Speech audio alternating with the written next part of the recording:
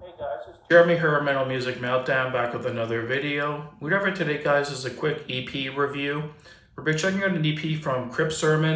Really love this band. Along with these guys and Chemist, they're probably my two favorite kind of modern doom metal bands. I love all the material. This is the album EP that just dropped yesterday, August the 8th, 2025. It's called Saturnian Appendices. It's got 4 tracks in total, 25 minutes in length through Dark Descent Records. This is their first EP. They've had 3 full lengths in total. Their album from last year, Stygian Rose, was in my top 10. And the album prior to that in 2019, The Ruins of Fading Light, I believe was my number 1 album of 2019, if I'm not mistaken. So I love this band, love everything they put out so far. And I was just super pumped to hear they had an EP come out.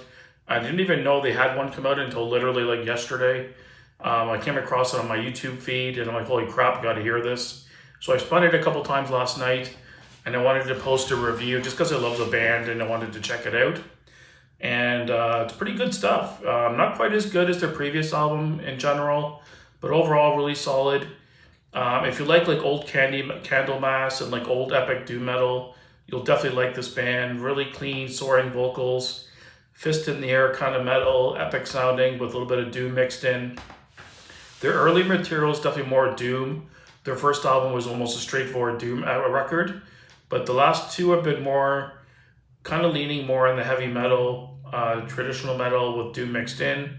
And this album I found to be a little bit more stripped down in the doom department and kind of leaned more in the epic heavy metal kind of realm.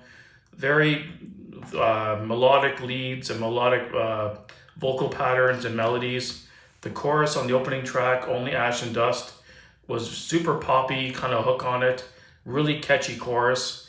I think that song's probably my favorite on the album out of the 4.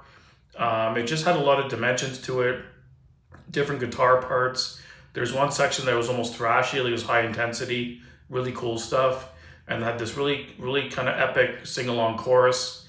And then it also had parts that kind of slowed down, different tempo changes.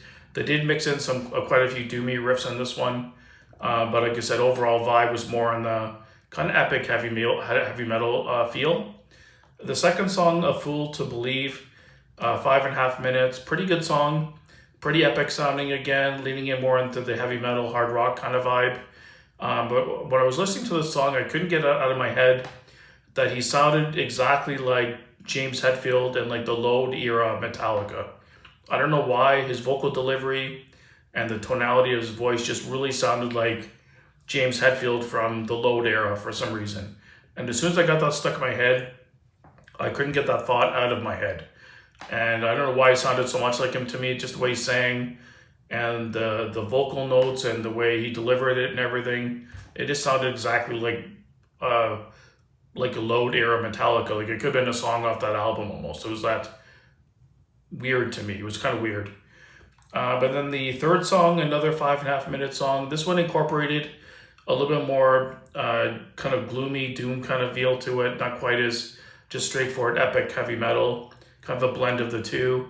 Pretty solid track as well. And then the last track on the album was the De Mysterious Du Dom Sathanis, which is a Mayhem cover. They did a pretty good job on it. They kind of made it their own, kind of made it a doomy, kind of epic vibe version of it, but still kept it dark and sinister and kind of mayhem-esque. But I think they did a really good job of the cover. But my favorite track on the album was Only Ash and Dust, the opening track. I think that was the best one. And yeah, pretty good, solid stuff. Not quite as good as their previous 2 albums, in my opinion. The songs aren't quite as strong.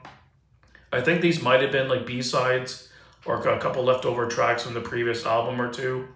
But still pretty solid. I really enjoyed it still. It's still Crypt. They do what they do best. And for a ranking, I'm going to give it a solid 8 out of 10. I really enjoyed it quite a bit. And if I can pick this up on maybe Amazon for a good price, I definitely want to add it to my collection. Love this band. So maybe go down below what you thought of the EP. Am I crazy or did you guys hear like a James Hetfield kind of vibe on that one song, especially A Fool to Believe? Or am I just losing my mind? But thanks for watching, guys. Again, let me know down below what you thought of the album, and keep it metal.